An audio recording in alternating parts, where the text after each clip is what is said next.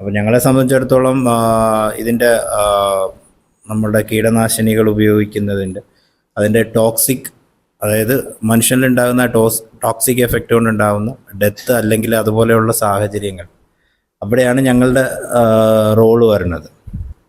അപ്പോൾ അതിലും യൂഷ്വലി നമ്മൾ തന്നെ പല രീതിയിൽ തന്നെ കാറ്റഗറൈസ് ചെയ്തിട്ടുണ്ട്. അതിൽ വലിയ ഹാംഫുൾ അല്ലാത്ത വിഷപദാർത്ഥങ്ങളുണ്ട്, പിന്നെ മൈൽഡ്ലി ടോക്സിക് ആയിട്ടുള്ള പിന്നെ പദാർത്ഥങ്ങളുണ്ട്. അതിപ്പോൾ മാഡം പറഞ്ഞ പോലെ നമ്മൾ ഇൻസെക്ടിസൈഡ്സ് പോലെയുള്ള ചെറുതായിട്ട് നമ്മൾ ഡേ ടു ഡേയിൽ നമ്മൾ യൂസ് ചെയ്യുന്ന അതുണ്ട്. പിന്നെ അത് മോഡറേറ്റ്ലി ടോക്സിക് ആയിട്ടുള്ളതുണ്ട്, പിന്നെ ഹൈലി ടോക്സിക് ആയിട്ടുള്ള, അങ്ങനെ 4 തരത്തിലാണ് നമ്മളിതിനെ ഡിഫറൻഷിയേറ്റ് ചെയ്തിട്ടുള്ളത്. അപ്പോൾ അതിൽ നിങ്ങളുടെ കയ്യിലുള്ളത് ചോദിക്കൂ. മോസ്റ്റ് ഓഫ് ദ ടൈം നമ്മൾ ഈ കൃഷിയുമായി ബന്ധപ്പെട്ട് വന്നു കഴിയുമ്പോൾ ഈ ഓർഗാനോ ഫോസ്ഫറസ് പോയ്സണിങ് ആണ് ഏറ്റവും കോമൺ ആയിട്ട് നമ്മൾ കണ്ടുവരാറുള്ളത്. അപ്പോൾ അതിൽ പിന്നെ ഇതുപോലുള്ള കൃഷിയിടങ്ങളിൽ ഏറ്റവും കൂടുതൽ ഈ ഡെത്ത് സംഭവിക്കുന്നതും ഈ ഓർഗാനോ ഫോസ്ഫറസ് പോയ്സണിങ് കൊണ്ടാണ്. അപ്പോൾ അതുമായി ബന്ധപ്പെട്ടിട്ടുള്ള കാര്യങ്ങളൊക്കെ ആണെങ്കിൽ ഞങ്ങൾ കുറേയൊക്കെ ഞങ്ങൾ എക്സ്പോസ്ഡ് ആയിട്ടുള്ള കുറച്ച് കാര്യങ്ങൾ ആണെങ്കിൽ ഞങ്ങളതിൽ നമുക്കൊരിക്കൽ ഇതുപോലെ ഇവിടെ കാഷ്വാലിറ്റി വന്നിട്ടുണ്ടായിരുന്നു. പുള്ളി ഇത് വീങ്ങിയിട്ട് വന്നതാണ്. അപ്പോൾ ഇത് വയറ്റിൽ ചെല്ലുമ്പോൾ അത് വെള്ളമായിട്ട് കോണ്ടാക്ട് ചെയ്ത് ഗ്യാസ് വന്നു. മോസ്റ്റ്ലി ഗ്യാസ് വന്നാൽ പിന്നെ രക്ഷയില്ല, നമുക്കൊന്നും ചെയ്യാൻ പറ്റില്ല അതിനായിട്ട്. അപ്പം എല്ലാത്തിനും ഈ ഫോസ്ഫറസ് മാത്രമാണ് നമുക്ക് പറയാൻ പറ്റില്ല. പോസിറ്റീവ് ഗ്യാസ് ആയിട്ട് വരുന്നതാണ് ഈ പ്രശ്നം ഉണ്ടാക്കുക. അപ്പോൾ നമ്മൾ യൂസ് ചെയ്യുന്ന മാച്ച് സ്റ്റിക്കിലൊക്കെ ഫോസ്ഫറസ് ഇല്ലേ? മാച്ച് സ്റ്റിക്കിൽ അതാ പറഞ്ഞത്, നമുക്ക് പോസിറ്റീവ് ഗ്യാസ് എന്ന് പറഞ്ഞിട്ട് വരുന്ന സാധനത്തിനേ പ്രശ്നമുള്ളൂ. ഫോസ്ഫറസ് പല ടൈപ്പിലായിട്ട് വരും. മാറ്റിക്കുള്ള നമ്മുടെ കയ്യിലായാലോ അല്ലെങ്കിൽ നമ്മൾ ഇത് ചെയ്താലോ അതൊന്നും വിഷയമുള്ള കാര്യമായിരിക്കില്ല. മനസ്സിലായോ? ഓർഗാനോ ഫോസ്ഫറസ് എന്ന് പറഞ്ഞിട്ടുണ്ടെങ്കിൽ അത് വേറെ തരം സംഭവമാണ്. ഓർഗാനോ ഫോസ്ഫറസ് നമ്മുടെ ശരീരത്തിൽ കടന്നിട്ടുണ്ടെങ്കിൽ അതിപ്പോൾ ഈ പറഞ്ഞ പോലെ അത് ഇച്ചിരി കൂടിയ സംഭവമാണ്. ഇപ്പോൾ ഈ നമ്മൾ തെളിക്കണ നേരത്ത് നമ്മുടെ ദേഹത്താവുക, നമ്മുടെ ഉടുപ്പിലായാലും മതി. ഇപ്പോൾ ചിലർ നമ്മൾ ഈ ആശുപത്രിയിൽ ഇത് മരുന്നടിച്ചിട്ട് വരും, അവർ അന്നിട്ട് അതേ ഉടുപ്പ് തന്നെ ആയിരിക്കും, കുറേ ദിവസം കണ്ടിട്ട് മാറ്റമൊന്നും കാണില്ല. ഈ ഉടുപ്പിൽ നിന്ന് കയറിക്കണമെങ്കിൽ ഐഡിയലി ഒരു കാഷ്വാലിറ്റി നമ്മൾ മൊത്തം ആളുടെ ഉടുപ്പൊക്കെ മാറ്റി നല്ലപോലെ സോപ്പിട്ട് ആളെ കഴുകിയെടുക്കണം. അതൊരു തരി പോലെ അവിടെ ഏത് വഴിക്കൂടെ നല്ലത് വെച്ച് കയറിക്കഴിഞ്ഞാൽ ഇങ്ങനത്തെ കുറേ പ്രശ്നങ്ങളാണ് ഉണ്ടാക്കുക. അല്ല ഈ പറഞ്ഞ പോലെ ഞരമ്പ് സ്വന്തമായ സംഭവമാണ്. അപ്പോൾ അതിൽ ഈ പറഞ്ഞ പോലെ ഒരുപാട് ഈ പറഞ്ഞ ദ്രാവകങ്ങൾ വരും, മൂക്കിയുടെ മയക്കൂടൊക്കെ വരും. അപ്പോൾ ശ്വാസകോശത്തിൽ ഒരുപാട് ഇതുപോലെ വെള്ളക്കെട്ട് വരുമ്പോൾ ശ്വാസം കിട്ടത്തില്ല, അങ്ങനെ ഓക്സിജൻ അളവ് കുറഞ്ഞു പോകും, അങ്ങനെ മരണപ്പെടാം. ഇത് ആദ്യം വരുന്ന സംഭവം. അതുപോലെ ഹാർട്ടിനെ ബാധിക്കാം, ഹാർട്ടിൻ്റെ മിടിപ്പ് വളരെയായിട്ട് കുറഞ്ഞു പോയി അങ്ങനെയും ഹാർട്ട് നിലച്ചു പോവാം. ഇത് ആദ്യത്തെ ആ ഒരു ദിവസത്തിൽ നടക്കുന്നതാണ്. പക്ഷെ ഇതും നേരത്തെ പറഞ്ഞ പോലെ തന്നെ ഒരു 3 ദിവസം ഇയാൾ രക്ഷപ്പെട്ടെന്ന് വിചാരിക്കുക, 3 ദിവസം കഴിയുമ്പോഴാണെങ്കിൽ ഇത് വീണ്ടും കയറി പിടിക്കാം. അപ്പം അന്നേരം നമ്മുടെ ഈ ശ്വസിക്കാനുള്ള മസിലിനെ ഇതിനെ കയറി പിടിക്കാം. അപ്പോൾ അയാൾക്ക് ഒറ്റയ്ക്ക് ശ്വസിക്കാൻ പറ്റില്ല, അയാൾ ദീർഘകാലം വെന്റിലേറ്ററിലൊക്കെ കിടക്കേണ്ടൊക്കെ വരും. അല്ലാതെ പല ടൈം ഫ്രെയിമിലായിട്ടാണ് വർക്ക് ചെയ്യുക. ഇതിപ്പോൾ 2 തരത്തിലെടുക്കാം. ഒന്ന് ഈ പറഞ്ഞ പോലെ ചിലപ്പോൾ ഡയറക്റ്റ് ഇതിൻ്റെ ഭാഗമായിട്ടായിരിക്കും. പക്ഷെ മിക്കവാറും ഇപ്പോൾ നമ്മൾ ഓപ്പിൽ അതിന് വരിക, എനിക്ക് ജലദോഷം വന്നു, ഇങ്ങനെ മഴ നനഞ്ഞില്ല, അതുകൊണ്ട് ജലദോഷം വന്നതല്ല. എല്ലാവരും ഒരു കോറിലേറ്റ് ചിന്തിച്ചിട്ടേ വരത്തുള്ളൂ. ഇയാൾക്ക് പെട്ടെന്ന് അസുഖം വന്നു, അപ്പോൾ ആലോചിക്കുമ്പോൾ കഴിഞ്ഞ ദിവസം മരുന്നടിച്ചിട്ടുണ്ട്, അതാന്ന് വിചാരിച്ചിട്ടുണ്ടാവും. ചിലപ്പോൾ ഇയാൾ ഇതിന് മുമ്പേ മരുന്നടിച്ചിട്ടുണ്ടാവും, അപ്പോൾ കുഴപ്പമുണ്ടാവില്ല. ഡയറക്റ്റ് നമുക്കത് പറയാൻ പറ്റില്ല, ഇതുകൊണ്ടാണ് ഇത് വന്നത്, എന്താണ് നടന്നത് നമുക്കറിയത്തില്ല. രണ്ടാമത് ചില മരുന്നുകൾ ഈ പറഞ്ഞ പോലെ നമ്മുടെ ഈ രക്തകോശങ്ങൾ ഉണ്ടാക്കുന്ന ബോൺമാർ, ഈ മജ്ജയ്ക്കകത്ത് സംഭവമുണ്ട്, അതിൻ്റെ പ്രവർത്തനം കുറച്ചൊരു കുറയ്ക്കാം. അപ്പോൾ ആദ്യം തന്നെ നമുക്ക് ബ്ലഡ് കട്ട കുത്താനുള്ള പ്ലേറ്റ്ലെറ്റുകൾ വളരെയായിട്ട് കുറഞ്ഞു വരും. അപ്പോൾ മേത്ത് മൊത്തം ക്ലോട്ടുകൾ വരിക അല്ലെങ്കിൽ ബ്ലീഡിങ് വരികയായിട്ട് ആൾ മരണപ്പെടാം. ഇതേ സംഭവം തന്നെ ഡെങ്കി കൊതുക് കടിച്ചാലും വരും. ഡെങ്കിപ്പനി വന്നാലും ഇതേ സംഭവം തന്നെ നടക്കുന്നത്, പ്ലേറ്റ്ലെറ്റ് കുറഞ്ഞു വരും, ബ്ലീഡിങ് വരും. ഇന്നതാണ് നമുക്ക് കൃത്യമായിട്ട് അവിടുത്തെ ഡാറ്റകളും കാര്യം കിട്ടാൻ നമുക്ക് പറയാൻ പറ്റും. അതിൻ്റെ മെത്തഡോളജീസിലും ഡിഫറൻസസ് ഉണ്ട് ഈ കുക്കിങ്ങിലാണ്. നമ്മളെന്ന് പറഞ്ഞു കഴിഞ്ഞാൽ പ്രോപ്പറായിട്ട് ബോയിൽ ചെയ്ത് നല്ലതുപോലെ വേവിച്ച് കഴിക്കുന്നവരാണ് നമ്മളിൽ അധികവും. അപ്പോൾ അതുകൊണ്ട് പ്രത്യേകിച്ച് വേറെ ബുദ്ധിമുട്ടുകളൊന്നും അതിലുണ്ടാവില്ല. ചില രാജ്യങ്ങളിൽ ഇതുപോലെ പിന്നെ ഇത്രയും വേവിക്കുകയില്ല ആൾക്കാർ. അപ്പോൾ അങ്ങനെയുള്ള കണ്ടീഷൻസിൽ ഇങ്ങനെ ഒരു സിസ്റ്റം അവർ ചെയ്യാറുണ്ട്. അതുപോലെ ഈ ഫ്രോസൺ ആയിട്ടുള്ള മീറ്റ്സ് പിന്നെ ചില ഏരിയാസ് ഉണ്ട്, കംപ്ലീറ്റ്ലി ഫ്രോസൺ ആയിട്ട് -ഡിഗ്രീസിലൊക്കെ ഉള്ള ഏരിയാസിൽ അവർ ഇതുപോലെയാണ്, ഇവർ പ്രിസർവ് ചെയ്തിട്ട് എടുത്തിട്ട് വേണമെങ്കിൽ അതങ്ങനെ ഡയറക്റ്റ്ലി കഴിക്കുന്ന ഒരു സാഹചര്യം ഉണ്ടാകും. മേ ബി ചിലപ്പോൾ അതിനെ ബേസ് ചെയ്തിട്ടായിരിക്കും ഇത് പറഞ്ഞിട്ടുണ്ടാവുക. അപ്പോൾ ഇതുവരെ അങ്ങനത്തെ പ്രശ്നങ്ങൾ പ്രോപ്പറായിട്ട് കുക്ക് ചെയ്ത് കഴിക്കുക എന്നുണ്ട്. പ്രോപ്പറായിട്ട് കുക്ക് ചെയ്യുമ്പോഴാണ് ഈ പറയുന്ന മീറ്റിനകത്ത് നിന്നുണ്ടാവുന്ന എന്തെങ്കിലും ഹാംഫുൾ വശങ്ങൾ ഉണ്ടെങ്കിൽ പോലും അത് ഇല്ലാണ്ടായി പോകാൻ വേണ്ടിയിട്ടാണ് നമ്മൾ അതുപോലെ ചെയ്യുന്നത്. അതുപോലെ എന്തെങ്കിലും പാരസൈറ്റ്സ് അങ്ങനെയുള്ള എന്തെങ്കിലും സാധനങ്ങൾ അതിനകത്ത് ഉണ്ടെങ്കിൽ അത് ചത്തുപോകാനോ അതിൻ്റെ പിന്നെ എഗ്ഗ് ഉണ്ടെങ്കിൽ പോലും അത് ഇല്ലാണ്ടാവാനും ഒക്കെ വേണ്ടിയിട്ടാണ് നമ്മളിത് ഹൈ ടെമ്പറേച്ചറിൽ കുക്ക് ചെയ്തിട്ട് കഴിക്കുന്നത്. പിന്നെ നിങ്ങൾ പറഞ്ഞ ഒരു കേസിൽ, സാറ് പറഞ്ഞ കേസിൽ ഈ ഫോസ്ഫേറ്റ്സും ഫോസ്ഫൈറ്റ്സും ഉണ്ട്. അദ്ദേഹം പറഞ്ഞ പോലെ ഫോസ്ഫൈറ്റ്സ് എന്ന് പറയുന്നത് വളരെ ടോക്സിക് ആയിട്ടുള്ളത്. അപ്പം നമ്മൾ ഈ എലിവിഷം പിന്നെ നമ്മുടെ അതിനകത്ത് നമ്മൾ അധികമായിട്ട് യൂസ് ചെയ്യുന്നത് അലുമിനിയം ഫോസ്ഫേറ്റ്സ് അല്ലെങ്കിൽ സിങ്ക് ഫോസ്ഫേറ്റ്സ് പോലെയുള്ള സാധനങ്ങളാണ്. അപ്പോൾ അതിൻ്റെ ഒരു പ്രത്യേകത എന്താണെന്ന് വെച്ച് കഴിഞ്ഞാൽ ഇവിടെ പോയി നമ്മൾ ഇതിൻ്റെ ഇഞ്ചക്ഷൻ എടുത്ത് അത് കഴിച്ചിട്ട് വരുന്ന ആൾക്കാർ വന്ന ആദ്യത്തെ 2 ഡോസ് കാണുമ്പോൾ നമ്മൾ വിചാരിക്കും രക്ഷപ്പെട്ടു എന്ന് വിചാരിക്കും. ഇത് ശരിക്കും പറഞ്ഞാൽ ഇതിൻ്റെ എഫക്റ്റ് വരുന്നതെന്ന് വെച്ച് കഴിഞ്ഞാൽ ഒരു 3 or 4 days കഴിഞ്ഞാൽ ഒരു 1 week കഴിഞ്ഞിട്ടാണ് ഇതിൻ്റെ എഫക്റ്റ്. ആ സമയത്ത് ഈ പറയുന്ന പോലെ ബ്ലഡിൻ്റെ പാരാമീറ്റേഴ്സിൽ വലിയ രീതിയിലുള്ള ഡീറേഞ്ച്മെൻറ്റ്സ് ഉണ്ടാകും. അപ്പോൾ ഒരു പക്ഷേ ഈ ഫോസ്ഫൈറ്റ്സ് ആയിരിക്കാം അവർ തളിച്ചിട്ടുള്ള ഈ പോയിസൺ എന്ന് പറയുന്നത്. ഫോസ്ഫറസിൻ്റെ ഇത് പറഞ്ഞു കഴിഞ്ഞാൽ നമ്മൾ ഫോസ്ഫറസ് ആണ് യൂസ് ചെയ്യുന്നത്. അപ്പോൾ ഫോസ്ഫറസിൻ്റെ പല വെറൈറ്റീസാണ് നമ്മൾ ഇതിനകത്ത് ബേസ് ആയിട്ട് നമ്മൾ യൂസ് ചെയ്യുന്നത്. ഫോസ്ഫേറ്റ്സ് ആയിട്ടും ഫോസ്ഫൈറ്റ്സ് ആയിട്ടും യൂസ് ചെയ്യുന്നത്. അപ്പോൾ ഈ പറയുന്ന ഇതെല്ലാം ഒരളവിൽ മേലാണെങ്കിലാണ് ടോക്സിക്. നമ്മളൊരു തീപ്പെട്ടിക്കുള്ളി ഉരച്ചു എന്ന് വെച്ചിട്ട് അതിനകത്ത് നിന്ന് ഈ പറയുന്ന ഇഷ്യൂസ് ഉണ്ടാകും. അത് വളരെ ചെറിയ അളവിലെ പിന്നെ ഈ പറയുന്ന ഫോസ്ഫറസ് അതിൽ ഉണ്ടാവുള്ളൂ. അതിനകത്ത് ഇഗ്നിറ്റിങ് ഏജൻസ് ആയിട്ട് ഫോസ്ഫറസ് മാത്രമല്ല അതിൽ ഉപയോഗിക്കുന്നത്, വേറെയും അതിലൊരു ഘടകം മാത്രമാണ്. അപ്പോൾ അതൊരു ചെറിയ അളവിൽ ഉപയോഗിക്കുന്നതിനകത്ത് വലിയ ഇഷ്യൂസ് ഒന്നും ഉണ്ടാവാനുള്ള സാധ്യത ഇല്ല. നമ്മൾ ഈ മൃഗങ്ങളിലെ ലിവർ എടുത്തിട്ട് അത് പ്രോപ്പർലി കുക്ക് ചെയ്തിട്ടേ കഴിക്കാവൂ എന്ന് പറയും. അതായത് നല്ല രീതിയിൽ ഇപ്പോൾ നമ്മൾ ഇപ്പോൾ പണ്ടൊക്കെ ആയിരുന്നു ഈ ലിവർ അധികം, ഇപ്പോഴത്തെ കാലഘട്ടത്തിൽ ആരും അങ്ങനെ യൂസ് ചെയ്യണില്ല എന്ന് തോന്നുന്നല്ലേ ലിവറൊക്കെ. ആ ലിവർ നമ്മൾ പിന്നെ എടുത്തു കഴിഞ്ഞാൽ നല്ല രീതിയിൽ ചിലപ്പോൾ 6-7 വിസിലൊക്കെ അടിച്ച് കുക്കറിൽ ഇത് ചെയ്തതിന് ശേഷം പിന്നെ അതെടുത്തിട്ട് വേവിച്ചെടുക്കുകയാണ് ചെയ്യുന്നത്. അപ്പോൾ അതിൻ്റെ റീസൺ എന്ന് പറയുന്നത് ഈ ലിവറാണ് നമ്മുടെ ശരീരത്തുള്ളത്. ഇപ്പം നമ്മുടെ മനുഷ്യനെ പോലെ തന്നെ മൃഗങ്ങളിലും ഈ ടോക്സിൻസിനെ ന്യൂട്രലൈസ് ചെയ്ത് കളയുന്ന ഒരു മേജർ ഓർഗൻ എന്ന് പറയുന്നത് ഈ ലിവറാണ്. അപ്പോൾ ആ ലിവറിനകത്ത് ഈ പറയുന്ന വിഷാംശം ഉണ്ടെങ്കിൽ അതുണ്ടാവാനുള്ള സാധ്യതയുണ്ട്. അതിൻ്റെ കിഡ്നിയിൽ ഇതുണ്ടാവാനുള്ള സാധ്യതയുണ്ട്. അപ്പോൾ അതുകൊണ്ട് ഇങ്ങനെയൊക്കെയുള്ള സാഹചര്യങ്ങൾ കഴിവതും നമുക്ക് അങ്ങനെ ഒരു ഇത് വന്നു കഴിഞ്ഞാൽ അത് ഒഴിവാക്കുന്നതായിരിക്കും നല്ലത്. അപ്പോൾ പിന്നെ ഡിപ്പെൻസ്, ചിലപ്പോൾ കഴിച്ചാൽ ഒന്നും സംഭവിക്കുന്നുണ്ടാവില്ല. ഇത് പിന്നെ അതിൻ്റെ ഓർഗൻ ഫെയിലിയർ ആയിരിക്കും. മീറ്റിലേക്ക് ചിലപ്പം അബ്സോർബ് ചെയ്യണമെന്ന് നിർബന്ധമില്ല. ഇൻറ്റേർണൽ ഓർഗൻസ് കഴിച്ചില്ല, മീറ്റ് മാത്രം കഴിച്ചാൽ എന്താ. പക്ഷേ അഡ്വൈസ് ചെയ്യുമ്പോഴെപ്പോഴും അത് അവോയ്ഡ് ചെയ്യുന്നതായിരിക്കാം നല്ലത്. കാര്യം എന്താണ് അവർ കഴിച്ചതെന്നുള്ളതും എന്താണ് ആ ശരീരത്തിൽ നടന്നിട്ടുള്ള റിയാക്ഷൻ എന്നുള്ളതും നമുക്കറിയാത്തൊരു സാഹചര്യത്തിൽ അങ്ങനെയുള്ള റിസ്ക്കുകൾ എടുക്കാതിരിക്കുന്നതാണ് എപ്പോഴും നല്ലത്. അതുപോലെ തന്നെ വേറൊരു പ്രവണത കാണുന്നത്, നമ്മൾ ഈ തമിഴ്നാട്ടിൽ നിന്നൊക്കെ കോഴിയെ കൊണ്ടുവരുന്ന കൂട്ടത്തിൽ ഈ മൃഗങ്ങളെ കൊണ്ടുവരുന്ന കൂട്ടത്തിൽ ചത്ത കോഴികളെയൊക്കെ കൊണ്ടുവരുന്ന ഒരു അതുപോലുള്ള മീറ്റ്സും ഒഴിവാക്കുന്നത് തന്നെയാണ്. കാര്യം ഇത് എന്ത് അസുഖം പിടിച്ചാണ് ഇത് ചത്തതെന്നുള്ളത് നമുക്കറിയില്ല.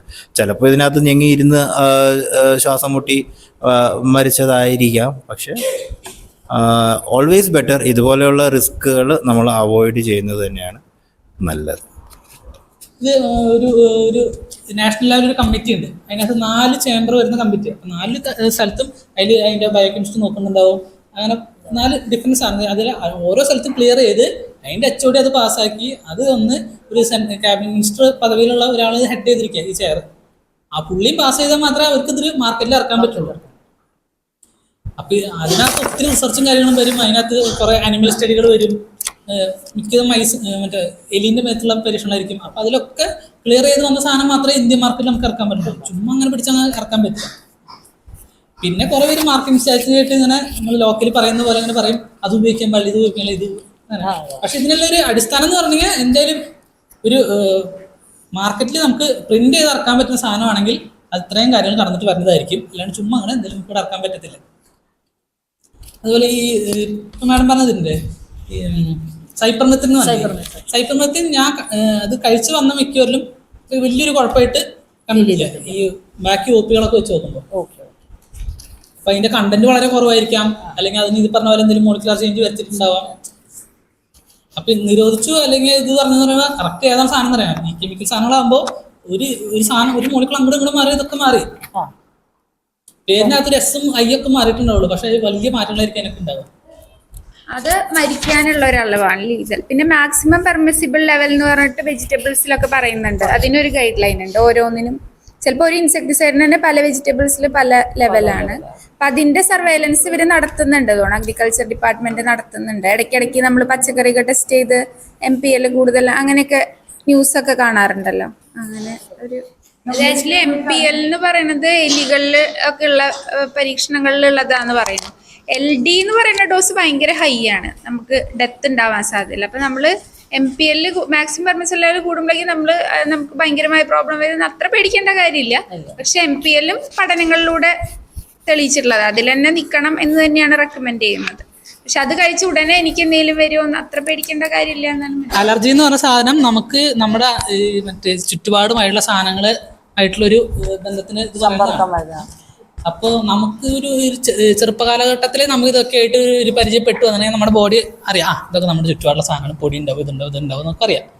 അപ്പോൾ ബോഡി അതിനായിട്ട് സെറ്റ് ആയിട്ട് പോകും, കുഴപ്പമൊന്നും ഉണ്ടാവില്ല. നമ്മൾ ഒരു ഡെവലപ്മെന്റ് വരുന്ന വരെ ഒരു 5-6 വയസ്സ് ഒരു വീടിനകത്ത് തന്നെ പൂട്ടിയിട്ട് വളർത്തുന്നതായിരിക്കും. ഈ പറഞ്ഞ സാധനങ്ങളൊന്നും അറിഞ്ഞിട്ടുണ്ടാവില്ല. പെട്ടെന്ന് ഈ കുട്ടി പുറത്തിറങ്ങുന്നു, ഈ സാധനങ്ങൾ കാണുന്നു, ഡെഫിനറ്റ് ആയിട്ട് അലർജി വരും. അതൊരു എന്താ പറയുക, കൂടി ആദ്യത്തെ എക്സ്പോഷർ ഇച്ചിരി വന്നിട്ടുണ്ടെങ്കിൽ അടുത്ത എക്സ്പോഷർ അതിൻ്റെ ഇരട്ടിയായിരിക്കും, പിന്നത്തെ എക്സ്പോഷർ 3 ഇരട്ടിയായിരിക്കും. അങ്ങനെ കൂടി വരുന്ന സംഭവമാണ്. സാധാരണ നമ്മുടെ ആസ്മയുടെ കാര്യം തന്നെ നോക്കിയാൽ ഇപ്പോൾ പൊടി അലർജി ഉള്ള കുട്ടിയാണെങ്കിൽ ആദ്യത്തെ എക്സ്പോഷർ കുറച്ചുണ്ടാവുള്ളൂ, രണ്ടാമത്തിൽ വളരെ കൂടുതൽ രീതിയിലായിരിക്കും ശ്വാസം മുട്ട് വരിക.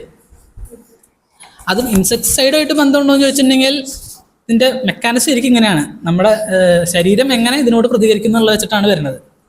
അത് ഈ പറഞ്ഞാൽ എല്ലാ അലർജിക്ക് ഈ പാച്ച് ടെസ്റ്റ് എന്ന് പറഞ്ഞ സംഭവമുണ്ട്. അലർജി കൂടുതലുള്ള ആൾക്കാർക്ക് അങ്ങനെ ഓരോ സാധനങ്ങളും ഇപ്പം നമ്മുടെ വീട്ടിലുള്ള മറ്റു പൊടി തൊട്ടിട്ട് അയാളായിട്ട് ബന്ധപ്പെടാവുന്ന എല്ലാ സാധനം നമ്മുടെ മേത്ത് അല്ലെങ്കിൽ പുറത്ത് ഓരോ കുത്തായിട്ട് വെച്ചിട്ട് നമുക്ക് നോക്കും, എന്നിട്ട് ഏതാണ് റിയാക്ട് ചെയ്യുന്നത്. അപ്പം അങ്ങനെ ഈ പറഞ്ഞ കീടനാശിനി ഇവർക്ക് അലർജി ഉണ്ടാക്കണോ നോക്കിയാൽ നമുക്കത് പറയാൻ പറ്റുള്ളൂ.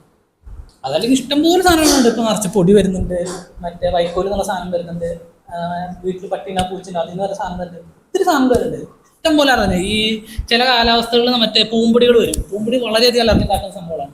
അതിൽ ഭക്ഷണത്തിൻ്റെ കാര്യത്തിൽ ഈ മറ്റേ ഇതില്ലേ കപ്പലണ്ടി ചില കുട്ടികൾക്ക് ഭയങ്കരമായിട്ട് അലർജി ഉണ്ടാക്കുന്ന സാധനമാണ്.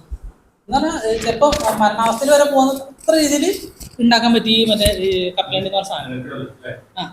അത് നമ്മൾ വളരെ സിമ്പിളായിട്ട് യൂസ് ചെയ്യുന്ന സാധനമാണ്. പക്ഷെ ഇപ്പോൾ അത് ഒരു സായിപ്പിൻ്റെ കുട്ടിക്കൊക്കെ കൊടുത്തിട്ടുണ്ടെങ്കിൽ ചിലപ്പോൾ അപ്പം തന്നെ കുഴഞ്ഞു വീഴണം. അത്രയ്ക്ക് പൊട്ടൻ്റെ സാധനങ്ങളൊക്കെ ആയിരിക്കും. കാരണം ഈ ഒക്യുപ്പേഷണൽ ലങ് ഡിസീസ് കൊണ്ടൊരു വിഭാഗം തന്നെ അസുഖങ്ങളുണ്ട്. അപ്പം അതിനകത്ത് ഈ പറഞ്ഞ ഈ മണം ഉണ്ടെങ്കിൽ എന്തായാലും അതിൻ്റെ പാർട്ടികളുണ്ടാവും. ഇതൊന്നും നമ്മൾ നാച്ചുറലി ശ്വസിക്കാൻ പാടില്ല സാധനങ്ങളാണ്. ഇത് നമ്മൾ ശ്വാസവസ്ഥയിൽ പോയിട്ടുണ്ടെങ്കിൽ അവിടെ ഒത്തിരി മാറ്റങ്ങൾ വരും. ഈ ആൽവിളക്ക് ചുറ്റുള്ള സാധനങ്ങളൊക്കെ വ്യത്യാസങ്ങൾ വരും. അപ്പം അത് ഒരു കുറച്ച് കാലത്തിന് ശേഷം അത് വലിയ ബുദ്ധിമുട്ടുകളായിട്ട് മാറും.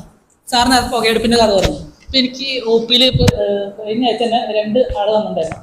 അവർക്ക് ഈ ശ്വാസം അധികം വലിക്കാൻ പറ്റുന്നില്ല. എന്നൊരു നല്ലൊരു പുക വലിക്കാരനെ പോലെ. പക്ഷെ അയാൾ പുക വലിച്ചിട്ടില്ല, ജീവിതത്തിൽ പുക വലിച്ചിട്ടില്ല, സിഗരറ്റ് വലിച്ചിട്ടില്ല, ബീഡി വലിച്ചിട്ടൊന്നും വെച്ചിട്ടില്ല. അപ്പോൾ പുള്ളി എന്ന് പറഞ്ഞാൽ പുള്ളി വീട്ടിലൊറ്റയ്ക്കാണ്, പുകയെടുപ്പാണ്. അപ്പോൾ അതിൽ നിന്നുള്ള പുക സ്ഥിരമായിട്ട് അടിച്ചടിച്ചെന്ന് പറ്റി സെയിം എഫക്റ്റ് വന്നിട്ടുണ്ട്. കാരണം ഈ ആൽവിളയ്ക്ക് ചുറ്റുള്ള സാധനങ്ങളൊക്കെ ഫൈബർ വന്ന് അത് വികസിക്കാൻ പറ്റാത്ത അവസ്ഥയായിട്ട് മാറിയിരിക്കുകയാണ്. അപ്പോൾ മറ്റേ ഈ ഒത്തിരി കൊല്ലമായിട്ട് ബീഡി വെച്ചിട്ടുള്ള ഒരു അപ്പൂപ്പൻ്റെ അതേ അവസ്ഥയാണ് ഈ 45 വയസ്സുള്ള പയ്യൻ. ആൾ കുറച്ച് കാലം കഴിയുമ്പോൾ സ്ഥിരമായിട്ട് ഓക്സിജൻ വെക്കേണ്ട അവസ്ഥയിൽ പോകും. ഇതേ സംഭവം തന്നെയാണ് ബാക്കി എന്ത് കെമിക്കൽ വന്നാലും വരിക. അത് അവിടെ ചെല്ലും, നമുക്ക് അവിടെ പലതരത്തിലുള്ള റിയാക്ഷൻസ് നടത്തും. അപ്പം അതിൻ്റെ കുറേ കാലത്തെ ഇങ്ങനെ ഇത് വരുമ്പോൾ പ്രശ്നങ്ങൾ വരും. അതുകൊണ്ടാണ് നമ്മൾ ഇത് ഉപയോഗിക്കുമ്പോഴൊക്കെ അതിൻ്റെ മറ്റ് പേഴ്സണൽ പ്രൊട്ടക്ഷൻ ആണെങ്കിലും മാസ്ക് വെക്കണം, മറ്റ് ഷീൽഡ് വെക്കണം എന്നൊക്കെ പറയണം. ഈ പറഞ്ഞ ഈ ശ്വാസം മുട്ടും സ്കിൻ ഡിസീസ് എന്ന് പറഞ്ഞു കഴിഞ്ഞാൽ നമുക്ക് എല്ലാ സമയത്തും കിട്ടിക്കൊണ്ടിരിക്കുന്ന സാധനങ്ങളാണ്. അപ്പോൾ അതൊരിക്കലും ഇന്ന സ്ഥലത്ത് നിന്ന് മാത്രം വരുന്നതാണെന്നോ അല്ലെങ്കിൽ ഇന്ന സമയത്ത് മാത്രം വരാമെന്ന് പറയാൻ പറ്റില്ല. ഒരു 350 രോഗി ഒരു ദിവസം വന്നിട്ടുണ്ടെങ്കിൽ അതിൽ 3/4 ആൾക്കാർക്ക് ശ്വാസം മുട്ടും ചുമയൊക്കെ ആയിരിക്കും. പിന്നെ സ്കിന്നിൽ പോകണമെങ്കിൽ അതിലും മിക്കവാർക്കും ഈ ചൊറിയ സാധനങ്ങളൊക്കെ ആയിരിക്കും. അത് ഇന്നത് കൊണ്ടാണ്, അല്ല ഇന്ന സ്ഥലത്ത് മാത്രമാണ്. ഇപ്പം നിങ്ങളുടെ ഭാഗത്ത് മാത്രം നോക്കുമ്പോൾ ഇത്രയും കിട്ടി, ഇതേ സംഭവം അപ്പുറത്തുണ്ടാവും. ഇപ്പോൾ ടൗൺ ഏരിയയിലും ഇതേ സംഭവം ഉണ്ടാവും. കീടനാശിനികൾ ഇതിനകത്ത് ചില കണ്ടൻസ് ആഡ് ചെയ്യുന്നുണ്ട്. അതായത് ഇത് ആ ലിക്വിഡിനെ അതിനെ സ്റ്റെബിലൈസ് ചെയ്യാൻ വേണ്ടിയിട്ട് ആഡ് ചെയ്യുന്ന ചില കണ്ടൻസ് ഉണ്ട്. അതായത് നമ്മൾ പെയിൻ്റ് അടിക്കുമ്പോൾ ഒരു സ്മെല്ല് ഉണ്ടാകുമ്പോൾ ആ സ്മെല്ലിൽ നിന്നൊരു അലർജി നമുക്ക് ഉണ്ടാവില്ല. അതേപോലെയുള്ള കണ്ടൻസ് ഈ പറയുന്ന ഇൻസെക്ടിസൈഡ്സിലും ആഡ് ചെയ്തിട്ടുണ്ട്. ഈ സാധനം, ഈ മണം അല്ലെങ്കിൽ ഇത് ഇൻഹെയിൽ ചെയ്യുമ്പോൾ എല്ലാവർക്കും അത് ഒരുപോലെ ആയിക്കൊള്ളണമെന്നില്ല. ചിലർക്ക് പെട്ടെന്ന് തന്നെ ഇതിന് റിയാക്ഷൻ ഉണ്ടാകും. അത് ബോഡി നമ്മുടെ ശരീരത്തിനകത്ത് തന്നെ ഉണ്ടാക്കുന്ന റിയാക്ഷനാണ്. ഈ പറയുന്ന പോലെ ബ്രോങ്കോസ്പാസം ഉണ്ടാവാതിരിക്കാനും ശ്വാസം മുട്ടൽ ഉണ്ടാവാതിരിക്കാനും വേണ്ടിയിട്ടുള്ള റിയാക്ഷൻ ഉണ്ടാക്കും. അപ്പോൾ അത് ആക്റ്റീവായിട്ടുള്ളവർക്ക് കുഴപ്പമില്ല, അതങ്ങനെ അങ്ങ് പോകും. ചിലർക്ക് ചിലപ്പോൾ അതിൽ നിൽക്കില്ല, അപ്പോഴാണ് അത് സിംറ്റമാറ്റിക് ആയിട്ട് പുറത്തേക്ക് വരും. അങ്ങനെ വരുന്ന സാഹചര്യങ്ങളിൽ നമ്മൾ ഈ പറഞ്ഞ പോലെയുള്ള മാർക്കേഴ്സ് നോക്കുമ്പോൾ അത് ചിലപ്പോൾ എലിവേറ്റഡ് ആയിരിക്കും. മനസ്സിലായോ? അപ്പോൾ അത് ഈ പറയുന്ന ഇതിനകത്തുള്ള കണ്ടൻസ് ഉണ്ട്. അത് എന്തുകൊണ്ടുമാവാം. ഇതിനകത്ത് ഈ പറയുന്ന പോലെ ഇതിൽ മിക്സ് ചെയ്യാൻ ഉപയോഗിക്കുന്ന അല്ല അതിൻ്റെ ആ ബേസിലാവാം, ചിലപ്പം ഈ പോയിസൺ ആവാം, ഇതുമല്ലെങ്കിൽ ഈ പറഞ്ഞതുപോലെ പൊടിയാവാം. ഇനിയിപ്പം ഈ പറഞ്ഞ പോലെ കൈയുടെ വെള്ളയിൽ ഇത് ഉണ്ടാവണമെന്നുണ്ടെങ്കിൽ നമ്മൾ ഈ മരങ്ങളിൽ കുമ്മായം അടിക്കും മിക്കവാറും ഇതിൽ. അപ്പോൾ ഈ പോകുന്ന വഴിയിൽ ഈ മരങ്ങളിൽ ഇതുപോലുള്ള ഇൻസെക്ട്സ് ഒക്കെ അടിച്ചിട്ടുണ്ട്. അവരിതിങ്ങനെ തൊട്ട് പോവുകയാണെന്നുണ്ടെങ്കിൽ ഇവരുടെ കൈകളിൽ ഉണ്ടാവാം. ഇവർ ഡെയിലി എക്സ്പോസ് ചെയ്യുന്ന ഏതോ ഒരു ഭാഗത്ത് ഇതുപോലെ ഉള്ള എന്തെങ്കിലും ഒരു സാധനം ഉണ്ടാവാം എന്നാണ് ഞാൻ പറയുന്നത്. അതാണ് എന്നല്ല ഞാൻ പറയുന്നത്. അതെന്താണെന്നുള്ളത് സാറ് പറഞ്ഞതുപോലെ നമ്മൾ പരിശോധിച്ച് നോക്കണം. പരിശോധിച്ച് നോക്കിയാൽ നമുക്കറിയാം ഇത് എന്തിൻ്റെയാണ് ഈ അലർജി എന്നുള്ളത്. അപ്പം ഈ ലോങ് ടേം എക്സ്പോഷേഴ്സ് ചിലപ്പോൾ ആദ്യം ഈ പറയുന്ന പോലെ ഇതിൻ്റെ സ്മെല്ലിൽ വലിയ ബുദ്ധിമുട്ടുകൾ ഉണ്ടാവില്ല. കാലക്രമേണ മുന്നോട്ട് പോകെ ഇത് ചിലപ്പോൾ നമുക്ക് ബുദ്ധിമുട്ടായി മാറിയേക്കാം. That depends. ഓക്കെ. ഇൻസെക്ടിസൈഡ്സ് മനുഷ്യനിൽ ബാധിക്കുമോ എന്ന് ചോദിച്ചു കഴിഞ്ഞാൽ ബാധിക്കും. അത് ഒരു നിശ്ചിത അളവ് വരെയൊക്കെ നമ്മുടെ ശരീരത്തിൽ ഇതിനെ എന്ത് ചെയ്യാൻ പറ്റുള്ളൂ, ബ്രേക്ക് ഡൗൺ ചെയ്യാൻ പറ്റുള്ളൂ. ഒരു പരിധിയിൽ കൂടുതലായി കഴിഞ്ഞു കഴിഞ്ഞാൽ അത് നമുക്ക് ദൂഷ്യം തന്നെയാണ്. അപ്പോൾ അതാണ്. ഇനി എന്തെങ്കിലും നിങ്ങൾക്ക് നിങ്ങളുടെ ഭാഗത്തുനിന്ന് ചോദിക്കാനുണ്ടെന്നുണ്ടെങ്കിൽ ചോദിക്കാം. മാഡത്തിൻ്റെ കയ്യിൽ കൊടുക്കാം. നമ്മുടെ കമ്മ്യൂണിറ്റി മെഡിസിൻ HOD ഷിലു മാഡത്തിൻ്റെ കയ്യിൽ. ഐ തിങ്ക് നിങ്ങൾക്ക് ഇനി എന്തെങ്കിലും ചോദിക്കാനുണ്ടെങ്കിൽ അതിനനുസരിച്ച് നമുക്ക് if we are able to help you അങ്ങനെ ഹെൽപ്പ് ചെയ്യാം. എന്താണ് ടോപ്പിക് ചോദിച്ചിട്ട് നമുക്ക്.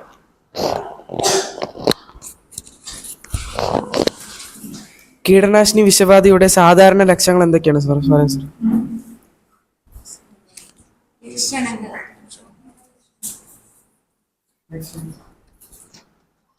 സാധാരണയായിട്ട് ഈ ഓർഗാനോഫോസ്ഫറസ് എന്ന് പറഞ്ഞ പോയിസൺ എന്ന് പറഞ്ഞു കഴിഞ്ഞാൽ നമ്മൾ ഒരാൾക്ക് തോന്നിയെന്ന് പറഞ്ഞാൽ ഛർദ്ദിക്കാൻ തോന്നും. അതായത് നമ്മുടെ ദേഹത്തുള്ള എല്ലാ സെക്രീഷൻസ്, അതായത് സെക്രീഷൻസ് എന്നുള്ള സ്രവങ്ങളെല്ലാം കൂടും. അപ്പോൾ അതായത് കണ്ണിൽ നിന്ന് കണ്ണുനീര് വരും, അല്ലെങ്കിൽ നമുക്ക് ഛർദ്ദിക്കാൻ വരും, വയറ്റിളക്കം വരും, പിന്നെ നമ്മുടെ കൃഷ്ണമണി ചെറുതാവാൻ തുടങ്ങും, പിന്നെ അതേപോലെ നമ്മുടെ BP താഴാൻ തുടങ്ങും, നമ്മുടെ പൾസ് കുറയാൻ തുടങ്ങും. അതൊക്കെയാണ് ഓർഗാനോഫോസ്ഫറസ് പോയ്സൺ വരുന്നത്. പിന്നെ അത് നമ്മുടെ തലച്ചോറിനെ അഫക്റ്റ് ചെയ്യുന്ന ഒരു CNS ആയിട്ടുള്ള പോയ്സൺ വരുമ്പോൾ എന്ത് പറ്റും, നമുക്ക് വിറയൽ വരും, പിന്നെ ഫിറ്റ്സ് പോലെ ഒക്കെ വരാൻ സാധ്യതയുണ്ട്. പിന്നെ മറ്റ് ചില പോയ്സണുകൾ നമ്മുടെ ഇതിൻ്റെ ഡെത്ത് കോസ് ചെയ്യുന്നതെന്ന് പറഞ്ഞു കഴിഞ്ഞാൽ നമ്മുടെ ശ്വാസകോശത്തെ അഫക്റ്റ് ചെയ്ത, അതായത് ഈ CNSനെ അഫക്റ്റ് ചെയ്ത് നമ്മുടെ ശ്വാസത്തിൻ്റെ മസിലിനെയൊക്കെ അവിടെ പാരലൈസ് ആക്കും. അപ്പോൾ അങ്ങനെ ഡെത്ത് കോസ് ചെയ്യുന്നത്. ഇപ്പോൾ സിംറ്റംസ് ആയിട്ട് ഇതൊക്കെയാണ് കാണുന്നത്. അപ്പോൾ ഇത് ശരീരത്തിലൂടെ ഏത് മാർഗത്തിലൂടെയും നമ്മുടെ ശരീരത്തിനുള്ളിലേക്ക് പ്രവേശിക്കാം. അതായത് നമ്മളിത് ഇപ്പോൾ അഗ്രികൾച്ചർ വർക്കർ ഫാർമർ ഇത് സ്പ്രേ ചെയ്യുമ്പം അയാൾക്കത് ഇൻഹെയിൽ ചെയ്യാം. അതായത് മൂക്കിലൂടെ എടുക്കാം, അല്ലെങ്കിൽ അയാളുടെ സ്കിന്നിൽ കൂടെ സബ്ക്യൂട്ടേനിയസ് ആയിട്ട് ഡെർമൽ അബ്സോർപ്ഷൻ സംഭവിക്കാം. പിന്നെ ആൾക്കാർ ആത്മഹത്യ ചെയ്യാനൊക്കെ അത് കുടിച്ചും അതിൻ്റെ ഇഫക്റ്റുകൾ വരാം. അതാണ് സാധാരണയായിട്ട് ഓർഗാനോഫോസ്ഫറസ് പോയ്സണിലൊക്കെ കാണുന്നത്. നമ്മളിത് കഴിക്കണമെന്ന് തന്നെ നിർബന്ധമില്ല. ഈ പോയ്സണിങ് സാധാരണ നമ്മൾ പാടത്ത് സ്പ്രേ ചെയ്യുന്ന സമയത്ത് ഇത് നമ്മുടെ ശരീരവുമായി, നമ്മുടെ സ്കിന്നുമായി കോണ്ടാക്ട് ചെയ്താൽ അപ്പോൾ തന്നെ അതിന് സ്കിന്നിലൂടെ തന്നെ ഈ വിഷാംശം ആഗിരണം ചെയ്ത് നമ്മുടെ ശരീരത്തിൻ്റെ സർക്കുലേഷനിലേക്ക് ചെന്ന് ഇത് എഫക്റ്റ് ചെയ്യാൻ തുടങ്ങും. പിന്നീട് ഇത് അദ്ദേഹം പറഞ്ഞതുപോലെയുള്ള ലക്ഷണങ്ങൾ കാണിച്ചു കൊടുക്കും. ആദ്യമുണ്ടാകുന്ന ലക്ഷണങ്ങൾ എന്ന് പറയുന്ന തുടക്കത്തിലെന്ന് പറഞ്ഞാൽ ഇതുപോലെ ഒരു ക്ഷീണാവസ്ഥയും അമിതമായി വിയർപ്പുണ്ടാവുക, ഛർദിലുണ്ടാവുക, പിന്നെ വയറിളക്കം ഉണ്ടാവുക. അങ്ങനെയാണിത് തുടങ്ങുക.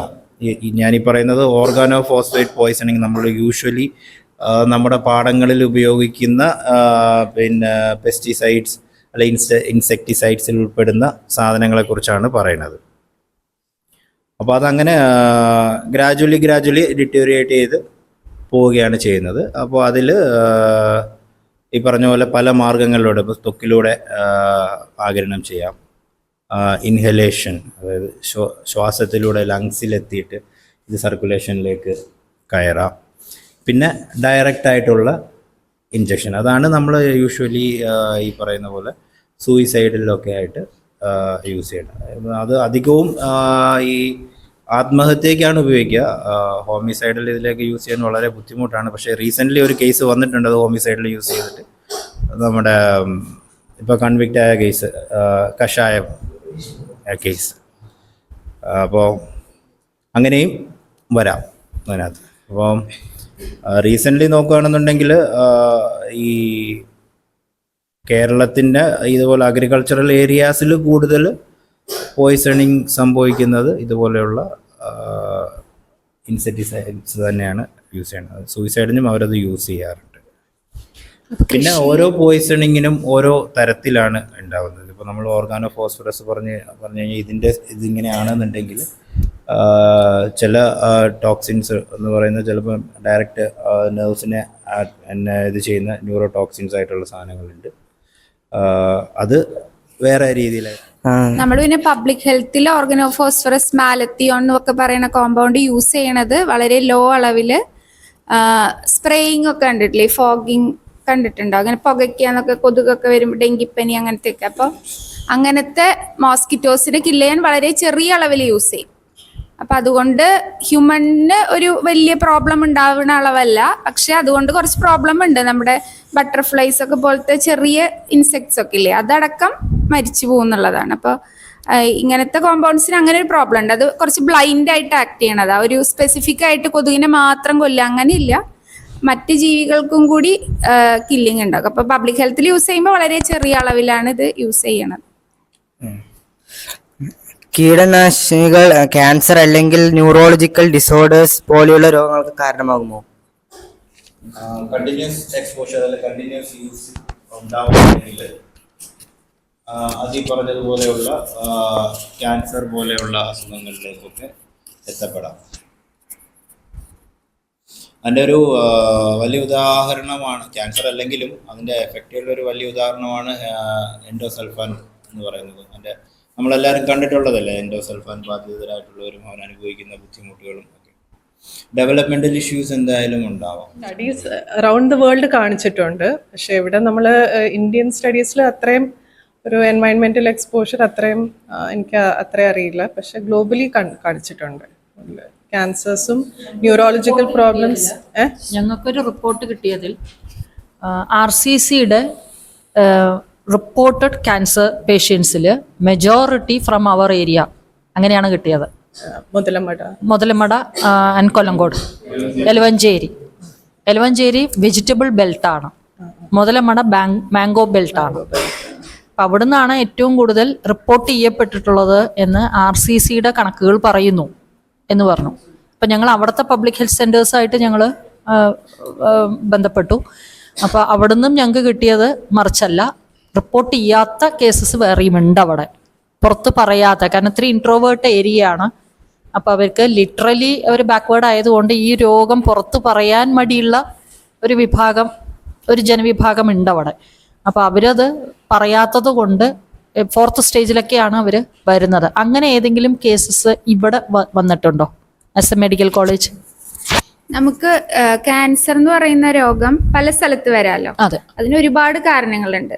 ഈ ക്യാൻസർ അല്ലെങ്കിൽ പ്രഷർ, ഷുഗർ പോലുള്ള ലൈഫ് സ്റ്റൈൽ ഡിസീസും ബാക്കി ഡിസീസും തമ്മിലെ വ്യത്യാസം എന്ന് പറഞ്ഞാല് നമുക്ക് ഒരു കാരണം കണ്ടുപിടിക്കാൻ പറ്റില്ല.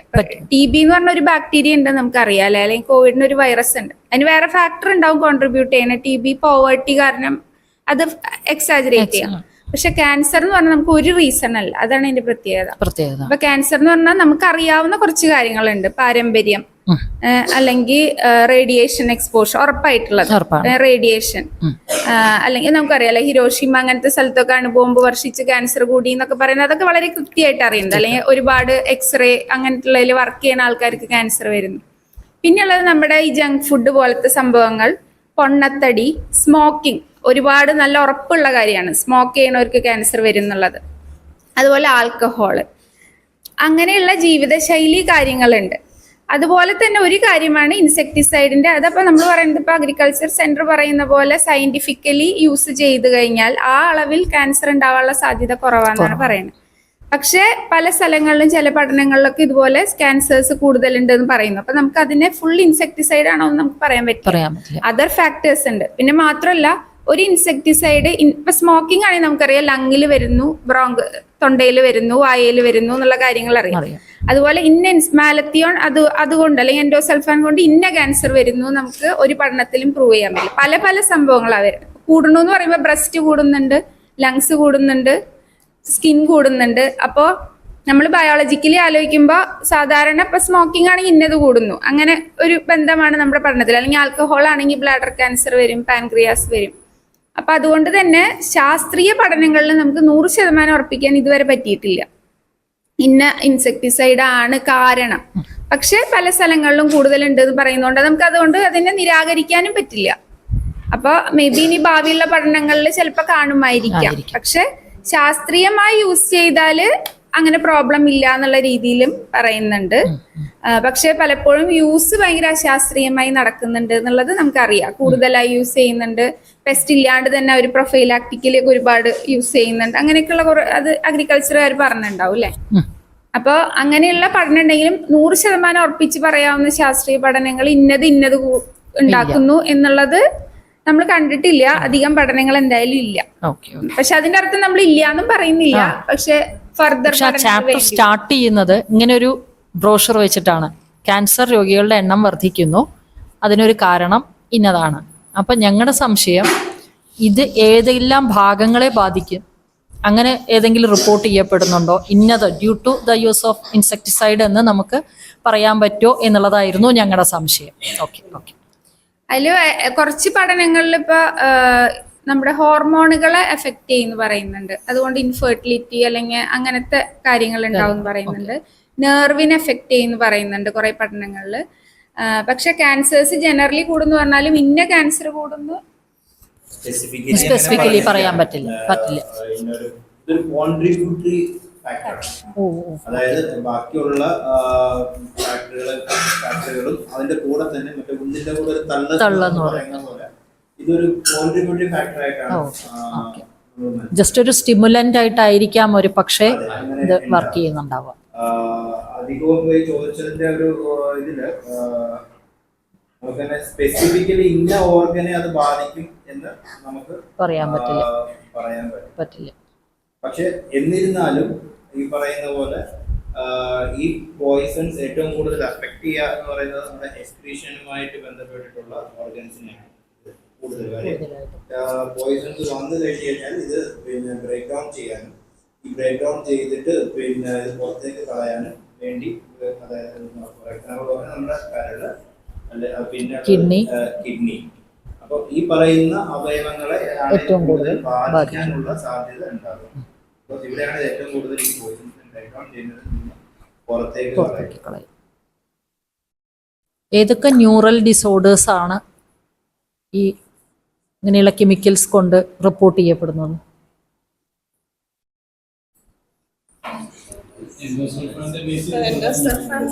ഡെവലപ്മെന്റൽ ഡിലേ, പിന്നെ സെറിബ്രൽ പാൽസി, അങ്ങനത്തെ ന്യൂറോ ഡെവലപ്മെന്റൽ ഡിസോർഡേഴ്സ് ആയിരിക്കും കാണുന്നത്.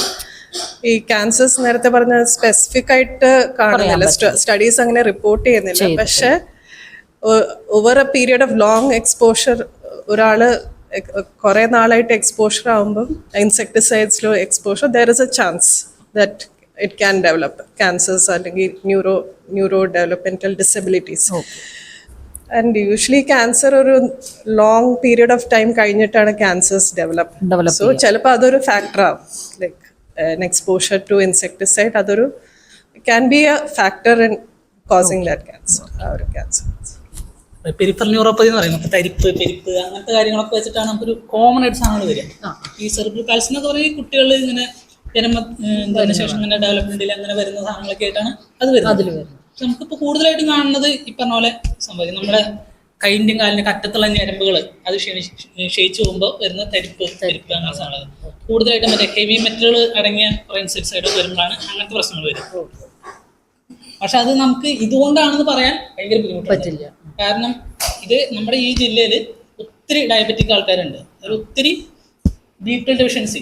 ഇവിടുത്തെ മിക്കവരും കുറേ വെജിറ്റേറിയൻസ് ആയിരിക്കും. അപ്പം നമ്മൾ കണ്ടാൽ ഒരുവിധ ആൾക്കാർക്ക് വിറ്റമിൻ ഡിയുടെ കുറവുള്ള ആൾക്കാരുണ്ട്, അതുപോലെ B12 കുറവുള്ള ആൾക്കാരുണ്ട്. ചെക്കൻ മിക്കവർക്ക് ഭയങ്കര കുറവായിരിക്കും. ഇവർ വരുന്നതും ഇതുപോലെ തെരിപ്പും പെരിപ്പായിട്ടായിരിക്കും വരിക. അപ്പം അതുകൊണ്ടാണെന്ന് പറയാൻ നമുക്ക് ഭയങ്കര ബുദ്ധിമുട്ടുണ്ട് നമ്മുടെ ഈ ഏരിയയിൽ. പിന്നെ ഈ വിറ്റമിൻ ഡിയുടെ കുറവും കാര്യങ്ങളും വരുന്നതുകൊണ്ട് തന്നെ ഇവിടെ നമുക്ക് വെയിൽ കൂടുതൽ കിട്ടുന്ന സ്ഥലമാണ്. അപ്പോൾ കൂടുതലും സ്കിൻ ക്യാൻസറുകൾ വരാനും സാധ്യതയുണ്ട്. പിന്നെ മാഡം പറഞ്ഞ പോലെ RCCയുടെ കാര്യം പറഞ്ഞ പോലെ അവരത് ഏത് തരം ക്യാൻസറുകളാണ് നമ്മുടെ ഈ മുതലമട ഭാഗത്ത് റിപ്പോർട്ട് ചെയ്ത് അങ്ങനെ എന്തെങ്കിലും പറഞ്ഞോ? ഇല്ല, അങ്ങനെ ഒരു വ്യക്തമായിട്ടുള്ള ഒരു റിപ്പോർട്ട് ഞങ്ങൾക്ക് കിട്ടിയിട്ടില്ല. എൻ്റെ അറിവ് ശരിയാണെങ്കിൽ കൂടുതലും മറ്റേ ബ്ലഡ് ക്യാൻസറുകളായി ലിംഫോമിയം, ലുക്കീമിയ അങ്ങനത്തെ സാധനമാണ് കുറച്ചും കൂടി ഇതായിട്ട് ബന്ധപ്പെട്ട് വരാവുന്നതായിട്ടുള്ളത്. പക്ഷെ നമുക്ക് ഇവിടെ ഞാനിപ്പോൾ ഒരു 5 കൊല്ലമായിട്ട് ജില്ലാ തിരുവഞ്ചേരി പഞ്ചായത്തില് PS സെന്ററിൽ ഏറ്റവും കൂടുതൽ റിപ്പോർട്ട് ചെയ്യപ്പെട്ടിട്ടുള്ളത് ബ്രസ്റ്റ് ക്യാൻസേഴ്സ് ആണ്. ബ്രസ്റ്റ് ക്യാൻസറുകൾ. ബ്രസ്റ്റ് ക്യാൻസറിന് ഈ എക്സ്റ്റേണൽ ഈ സാധനം പറഞ്ഞേക്കാൾ കൂടുതൽ നേരത്തെ പറഞ്ഞ ഹോർമോണിന്റെ വ്യത്യാസങ്ങളാണ് കൂടുതൽ വരുന്നത്. അതുപോലെ തന്നെ നമ്മുടെ ആർത്തവത്തിന്റെ സൈക്കിളിലെ വ്യത്യാസം, അങ്ങനെ കുറെ സാധനങ്ങൾ ഇതിനെ അടിസ്ഥാനപ്പെട്ട് വരുന്നുണ്ട്. അപ്പൊ നമ്മുടെ ഈ ഭക്ഷണ രീതിയിൽ ഈ പറഞ്ഞ പോലെ ഇപ്പൊ ഈ കൂടുതൽ മറ്റേ ബ്രോയിലർ കോഴി അങ്ങനെ വരുന്നതിലും ഇങ്ങനെ വന്നേക്കാം. പക്ഷെ അത് ഉറപ്പിച്ച് പറയാൻ പറ്റില്ല. അതുകൊണ്ടാണ് ബ്രസ്റ്റ് ക്യാൻസർ കൂടി വരുന്നത് നമുക്ക് പറയാൻ പറ്റില്ല. പിന്നെ ഇപ്പം നമ്മൾ ഈ കൂടുതൽ കുറവെന്ന് പറയുകയാണെങ്കിൽ നമ്മൾ വേറെ താരതമ്യം ചെയ്തിട്ട് പറയണത്. ഇപ്പോൾ പണ്ട് ഇപ്പം മറ്റേ സർവൈക്കൽ ക്യാൻസർ ആയിരുന്നു കൂടുതലുണ്ടായിരുന്നു. അത് നമ്മൾ അതിൻ്റെ മറ്റേ വാക്സിൻ സാധനങ്ങളൊക്കെ പ്രിക്കോഷൻ എടുത്തപ്പോൾ അത് കുറഞ്ഞു. അത് കുറഞ്ഞത് കാരണമാണ് ഇപ്പോൾ ബ്രസ്റ്റ് ക്യാൻസർ പൊന്തി വരണത് തുടങ്ങിയത്.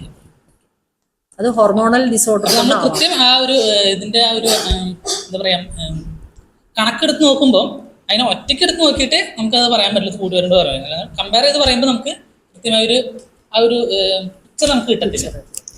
പിന്നെ അതുപോലെ നിങ്ങൾ ഈ ഏതൊക്കെ സാധനങ്ങളെ ക്യാൻസർ ഉണ്ടാക്കുകയെന്ന് ചോദിച്ചിട്ടുണ്ടായില്ലേ? ഇതിൽ നമ്മൾ മറ്റേ DDT ഉപയോഗിക്കും, മറ്റേ മോസ്കിറ്റോയിലേക്ക് മാഡം. പക്ഷെ നമ്മളത് വളരെ ഒരു ചെറിയ അളവിലാണ് ഉപയോഗിക്കുന്നത്. അത് നമ്മുടെ മേത്ത് എത്രത്തോളം കയറും, അത് നമ്മളെ എത്രത്തോളം ബാധിക്കും നമുക്ക് പറയാൻ പറ്റില്ല.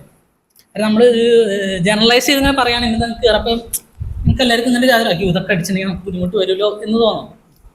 പക്ഷേ നമ്മൾ ഉപയോഗിക്കുന്നത് വളരെ കുറഞ്ഞ അളവിലാണ്. അത് കുറേ സ്റ്റഡികൾ നടത്തിയിട്ടുമാണ്. അപ്പൊ അത് അടിച്ചില്ലെങ്കിൽ അതിനൊക്കെ വലിയ സാധനങ്ങൾ വരും. ഇപ്പൊ കൊതു കൂടുതൽ വന്നെങ്കിൽ ഡെങ്കി വരും. അതിനെക്കൂടെ ഒത്തിരി ബുദ്ധിമുട്ടുകൾ നമുക്ക് നമ്മുടെ ഇവിടെ എലിപ്പനി ഡെങ്കിപ്പനീൻ്റെ ഒക്കെ ഒരു എൻഡമിക് ഏരിയ ആണ്, കൂടുതലായി വരുന്ന സ്ഥലങ്ങൾ. അപ്പൊ ഇതിന്റെ ആവശ്യം നമുക്കുണ്ട് ചിലതിന്റെ.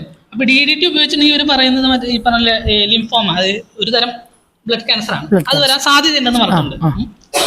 അതുപോലെ നമ്മൾ ഉപയോഗിക്കുന്ന മാലത്യോൺ എന്ന് പറഞ്ഞ സാധനമുണ്ട്, അതും കാർസിനോജനാന്ന് പറഞ്ഞിട്ടുണ്ട്. നമ്മുടെ പാലക്കാട് ഏറ്റവും കൂടുതൽ ഉപയോഗിക്കുന്ന സാധനം ക്ലോർപൈറിഫോസ് എന്ന് പറഞ്ഞ സാധനം. ഞങ്ങൾ ഏറ്റവും കൂടുതൽ കാണുന്നത് അത് ആൾക്കാർ മറ്റേ വിഷടിച്ച് വരുമ്പോഴാണ്. മിക്ക മറ്റേ പാടത്ത് ഉപയോഗിക്കുന്ന ഇൻസെക്ട്സ് അതിനകത്ത് ക്ലോർപൈറിഫോസ് ഉണ്ട്. അത് ഒരുവിധം ആൾക്കാർക്ക് വളരെ ബുദ്ധിമുട്ടുണ്ടാക്കും, പലരും മരണപ്പെടാൻ വരെ സാധ്യതയുള്ളതാണ്. അത് പക്ഷെ അകത്തേക്ക് എടുത്ത് കഴിക്കുന്നതാണ്. നമ്മൾ പുറത്ത് തെളിക്കുന്നതായിട്ട് ബന്ധപ്പെട്ട് വരുന്നതല്ല ഞാൻ കണ്ടിട്ടുള്ളത്. നമ്മൾ കഴിച്ചിട്ട് വന്നിട്ടാണ്. പക്ഷെ ഈ പറഞ്ഞ ക്ലോർപൈറിഫോസും ഒരു കാർസിനോജനാന്ന് ഇങ്ങനെ കണ്ടിട്ടുണ്ട്. അപ്പൊ അത് നമുക്കിതിനെ ഡയറക്റ്റായിട്ട് കോറിലേറ്റ് ചെയ്യാൻ പറ്റത്തില്ല. ഇതിപ്പോ നമ്മൾ ഇതിന്റെ ഏറ്റവും മോശം വശങ്ങൾ കാണുന്നത് എല്ലാവരും കഴിച്ചിട്ടാകും. വളരെ ഒരു ക്വാണ്ടിറ്റിയിൽ ഉള്ളിലേക്ക് എടുത്തിട്ട് വരുന്ന സംഭവങ്ങൾ വെച്ചിട്ടാണ്. അപ്പൊ അത് നമുക്ക് ഈ പുറത്ത് തെളിക്കുമ്പോൾ അത് ഒത്തിരി പറന്നു പോകും.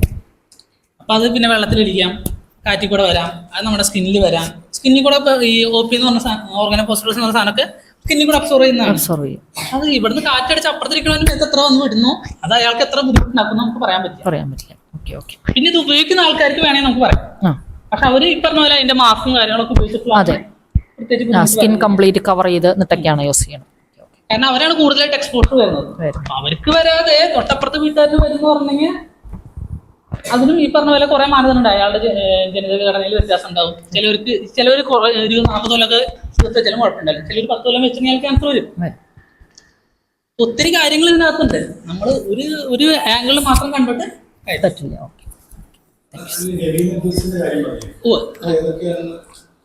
ഹെവി മെറ്റൽ ഇപ്പൊ വളരെ ഇതായിട്ട് ബന്ധപ്പെട്ടല്ല എന്നാൽ പറയട്ടെ, ഈ മറ്റേ വൈറ്റനിങ് ക്രീമുകളുണ്ടല്ലോ, വെളുത്തിട്ട് പാറാന്നൊക്കെ പറഞ്ഞിട്ട് ഇൻസ്റ്റാഗ്രാമിലൊക്കെ വന്നിട്ട് എല്ലാവരും തന്നെ ബ്രിട്ടീഷ് ക്രീം, അതിനകത്ത് കണ്ടേക്കുന്നത് മെർക്കുറി എന്ന് പറഞ്ഞ സാധനം.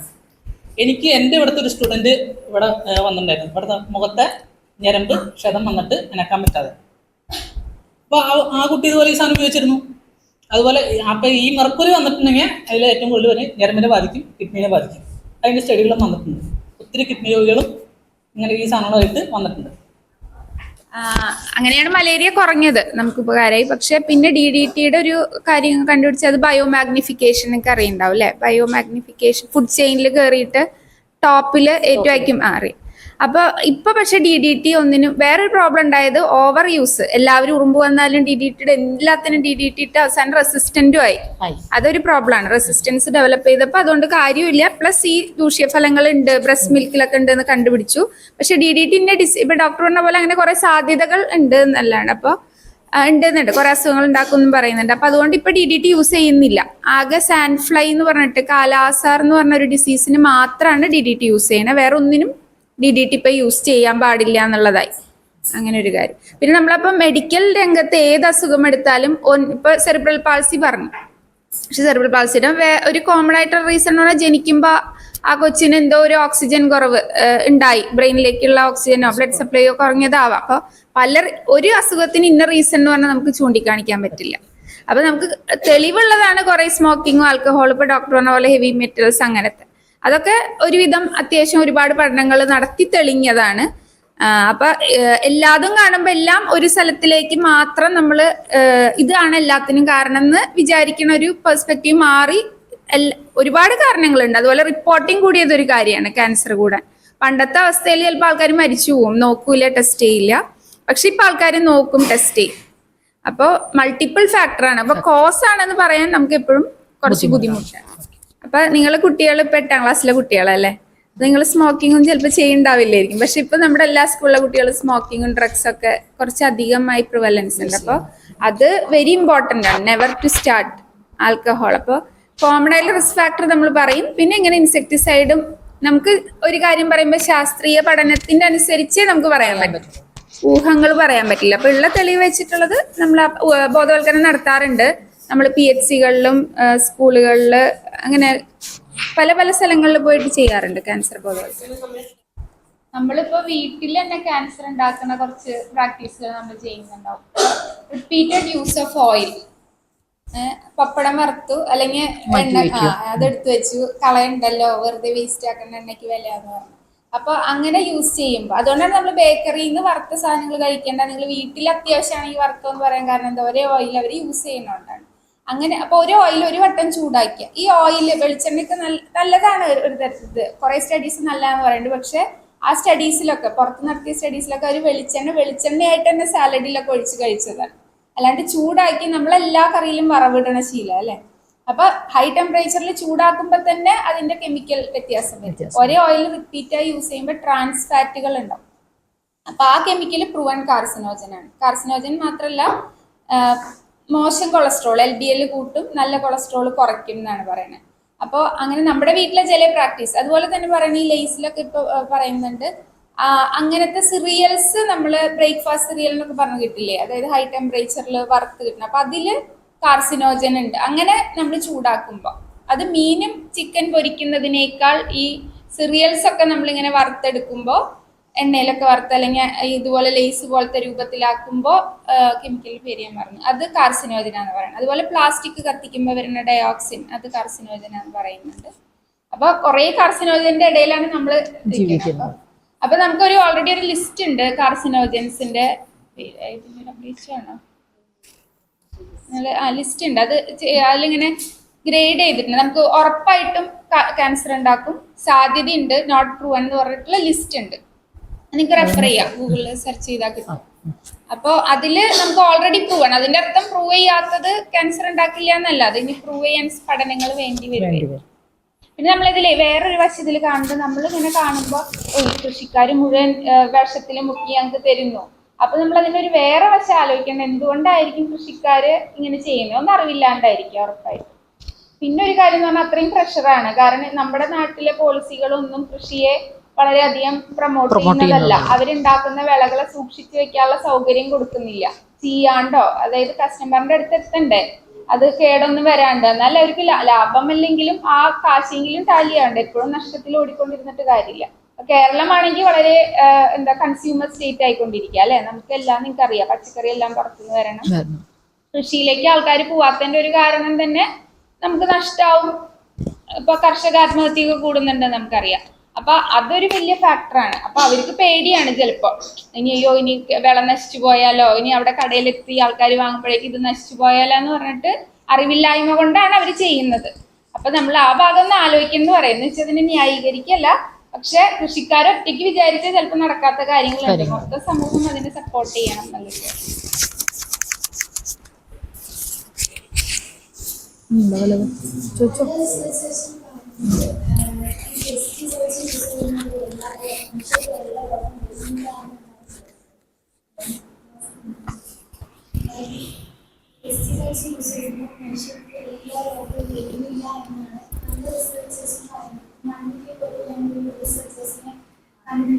അവരും പറയുന്നത് പെസ്റ്റിസൈഡ്സ് യൂസ് ചെയ്യുന്നത് മനുഷ്യർക്ക് രോഗം ഒരുപാടൊന്നും വരുന്നില്ല എന്നാണ് അറിയുന്നത്. അതിന്റെ സത്യാവസ്ഥയാണ് പറഞ്ഞത്. നമ്മൾ ഉപയോഗിക്കേണ്ടുന്ന അളവിൽ ഉപയോഗിക്കേണ്ടുന്ന ഒരു സാധനം പറഞ്ഞു കഴിഞ്ഞതാ പറഞ്ഞതുപോലെ ഉണ്ടാവും. അതായത് ഉപയോഗിക്കുന്ന അളവ് എന്ന് പറയുന്നത് എങ്ങനെയാണ്? അപ്പോൾ ഞങ്ങളെ ഡോക്ടേഴ്സിനെ സംബന്ധിച്ചിടത്തോളം ഒരു അളവ് അല്ലെങ്കിൽ ഒരു ഡോസ് എന്ന് പറയുന്നത് ഒരു ശരീരത്തിൽ വന്നാൽ അത് ആ ശരീരത്തിന് ബ്രേക്ക് ഡൗൺ ചെയ്ത് കളഞ്ഞ് പുറത്തേക്ക് കളയാൻ പറ്റുന്ന അളവ് എത്രയാണോ, ശരീരത്തിന് ദൂഷ്യമില്ലാതെ പുറത്തേക്ക് കളയാൻ പറ്റുന്ന അളവ് എത്രയാണോ, അതാണ് ഞങ്ങളെ സംബന്ധിച്ചിടത്തോളം ഒരു ഡോസ്. ആ അളവ് അതേപോലെ തന്നെ ആ അളവ് നമുക്ക് ദൂഷ്യം വരാത്ത നിലയിലുള്ള അവർക്ക് റിസൾട്ട് കിട്ടുന്ന രീതിയിലുള്ള ഒരു അളവുണ്ട്. ആ അളവിലാണെങ്കിൽ, ആ അളവിൽ താഴെയാണെങ്കിൽ, അതിന് മുകളിലേക്ക് പോകുമ്പോഴാണ് ഈ പറയുന്നത്. പലപ്പോഴും പിന്നെ നമ്മൾ കാണുകയാണെങ്കിൽ മേഡം പറഞ്ഞതുപോലെ അജ്ഞത ഒരു വലിയ ഫാക്ടറാണ്. ഒരു മരുന്ന് എടുത്താൽ ആ മരുന്ന് എത്ര തുള്ളിക്ക് എത്ര ലിറ്റർ വെള്ളം, അല്ലെങ്കിൽ എത്ര ml എത്ര ലിറ്റർ വെള്ളം എന്നുള്ള ഒരു കണക്കുണ്ടാവണം. പറയുന്ന ഈ കൃഷി സ്ഥലങ്ങളിൽ നിൽക്കുന്നവർക്കിനെ കുറിച്ച് യാതൊരു ധാരണയും ഇല്ല. അവര് ഒരു ബോട്ടിൽ എടുക്കുന്നു, അത് ഒഴിക്കുന്നു, അത് കലക്കുന്നു, ഒരു സാഹചര്യത്തിൽ എടുക്കുന്നു, കളിക്കാനുള്ളതാണ് തളിക്കുന്നു, അല്ലെങ്കിൽ ഉണക്കിയെടുത്താണ് അങ്ങനെ എടുക്കുന്നു. അപ്പോ ഈ പറയുന്നതിനകത്തൊരു അജ്ഞതയുണ്ട്. അങ്ങനെയുള്ള സാഹചര്യങ്ങൾ വരുമ്പോഴാണ് ശരീരത്തിന് ഇപ്പോ പിന്നെ നമ്മളുടെ ശരീരത്ത് നോക്കുകയാണെന്ന് പറയുന്നത് പറഞ്ഞാൽ നമ്മുടെ ഒരു പ്രശസ്ത സിനിമാ നടന്റെ മരണവുമായി ബന്ധപ്പെട്ടിട്ട് ഇങ്ങനെയൊരു സംവാദം ഉയർന്നു വന്നിരുന്നു. അപ്പം അദ്ദേഹത്തിന്റെ പിന്നെ സാമ്പിൾ നോക്കിയ കൂട്ടത്തിൽ അതിലൊരു ഓർഗാനോഫോസ്ഫറസിന്റെ സാന്നിധ്യം അതിൽ കണ്ടു എന്ന് പറഞ്ഞിട്ട് ഒരു വലിയ ചർച്ച അന്ന് ഉണ്ടായിരുന്നു. പക്ഷെ അത് വളരെ നെഗ്ലിജിബിൾ ആയിട്ടുള്ള ഒരു എമൗണ്ട് ആണ് അവിടെ കണ്ടിട്ടുള്ളത്. അതിപ്പോ നമ്മളെ പരിശോധിച്ചാൽ ഒരു പക്ഷേ ഉണ്ടാവും. നമ്മൾ ഈ പച്ചക്കറികൾ കഴിക്കുന്നത് കൊണ്ട് ഇതേ പച്ചക്കറികളൊക്കെ തന്നെയാണല്ലോ നമ്മൾ വാങ്ങുകയും കഴിക്കുകയൊക്കെ ചെയ്യും. കഴിക്കുന്ന സമയത്ത് ഈ പറഞ്ഞ ഒരു നെഗ്ലിജിബിൾ എമൗണ്ട് ഓഫ് പോയിസൺ നമ്മുടെ ശരീരത്തും ഉണ്ടാവും. ഇപ്പോഴത്തെ പിന്നെ ശാസ്ത്രത്തിന്റെ വളർച്ച കൊണ്ടാണ് അദ്ദേഹത്തിന്റെ, അതായത് അത്രയും അഡ്വാൻസ്ഡ് ആയിട്ട് എക്യുപ്മെന്റ്സ്, അത്രയും പിന്നെ സിൻക്രണൈസ്ഡ് ആയിട്ടുള്ള അഡ്വാൻസ്ഡ് ആയിട്ടുള്ള എക്യുപ്മെന്റ്സ് നോക്കി വളരെ ചെറിയ അളവുണ്ടെങ്കിൽ പോലും അതിനകത്ത് കാണിച്ചത് കൊണ്ട് നമ്മൾ അത് കണ്ടുപിടിച്ച് അങ്ങനെ ഒരു ഇതുണ്ടായിരുന്നു. ഞാൻ പറഞ്ഞു വന്നത്, അപ്പൊ ഈ പറയുന്ന ചെറിയ എമൗണ്ട് ഓഫ് സാധനം എപ്പോഴും നമ്മുടെ ശരീരത്തേക്ക് ഉണ്ടാവാം. അതിന്റെ അളവ് കാലക്രമേണ കൂടി വരുന്നതിനനുസരിച്ചിട്ടാണ് ഈ പറഞ്ഞ പോലെ ശരീരത്തെ അത് ബാധിക്കുകയും അത് ഗ്രാജുവലി മറ്റുള്ള ഓർഗൻസിനെ അത് ബാധിക്കുകയും ചെയ്യാനുള്ള സാധ്യത. അതിൻ്റെ കൂടെ തന്നെ നമ്മൾ പറഞ്ഞതുപോലെ നമ്മുടെ ബാക്കിയുള്ള കോൺട്രിബ്യൂട്ടീവ് ഫാക്ടേഴ്സ്. അപ്പോൾ അതിനകത്ത് പിന്നെ ഈവൻ ഒരു കാലഘട്ടത്തിൽ നമ്മൾ ഈ പറഞ്ഞ നമ്മുടെ പുകയടുപ്പ് ക്യാൻസർ ഉണ്ടാക്കാൻ സാധ്യതയുണ്ട് എന്ന് പറയുന്നത്. ഇങ്ങനെയുള്ള ബാക്കിയുള്ള കോൺട്രിബ്യൂട്ടീവ് ഫാക്ടേഴ്സ്. അപ്പോൾ ഓരോ ഏരിയ, ഇപ്പം മുതലമടയുടെ കാര്യം പറഞ്ഞപ്പോൾ അത് ഏരിയ വൈസ് ആയിട്ട് ഡിഫറൻസ് ഉണ്ട്. ഇപ്പം മുതലമടയിൽ ആ ഏരിയയിൽ അവിടുത്തെ ആൾക്കാർ ഫോളോ ചെയ്തു വരുന്ന രീതി, പിന്നെ അവിടുത്തെ ആൾക്കാരുടെ ഇടയിലുള്ള മദ്യപാനത്തിന്റെ ശൈലി, പിന്നെ പുകവലിയുടെ ശൈലി. എൻ്റെ അറിവ് ശരിയാണെന്നുണ്ടെങ്കിൽ അവിടെ ഉള്ളതിൽ നല്ലൊരു ശതമാനം ആൾക്കാരും ഈ മദ്യപാനത്തിനും പുകവലിക്കും അടിമകളാണ്. അത് നല്ല രീതി. അത് കൂടാതെ തന്നെ അതും പിന്നെ അധികവും വാറ്റാണ് അവിടെ യൂസ് ചെയ്യുന്നത് എന്നുള്ളതാണ്. ഇത് എക്സൈസിന്റെ കണക്കാണ്. അവിടുത്തെ യങ്സ്റ്റേഴ്സ്, അതായത് സ്കൂൾ ഗോയിങ് സ്റ്റുഡൻസ് വരെ മുതലമടയിൽ മാത്രമല്ല, ഇതുപോലെയുള്ള ആദിവാസി മേഖലകളിലുണ്ട്. ആദിവാസി മേഖലകളിലും പിന്നെ ഈ പറയുന്ന ഇതേ പ്രശ്നം നിൽക്കുന്നുണ്ട്. അവിടെയും ഇപ്പൊ ലൈഫ് എക്സ്പെക്ടൻസി എന്ന് പറയുന്നത് കുറഞ്ഞു 40-45 വയസ്സുള്ള ആണുങ്ങളുടെ എണ്ണം കുറഞ്ഞു വന്നുകൊണ്ടിരിക്കുകയാണെന്നാണ് പറയുന്നത്. അപ്പോൾ അതുപോലെ കോൺട്രിബ്യൂട്ടീവ് ഫാക്ടേഴ്സ് ഒരുപാടുണ്ട്. അതിൽ ഒരു ഫാക്ടർ ഇവിടെയാണ്. അപ്പോൾ ഈ പറഞ്ഞതുപോലെ നമ്മൾ ഒരു നിശ്ചിത അളവിൽ താഴെ പിന്നെ താങ്ങാവുന്ന താഴെയുള്ള അളവാണ്,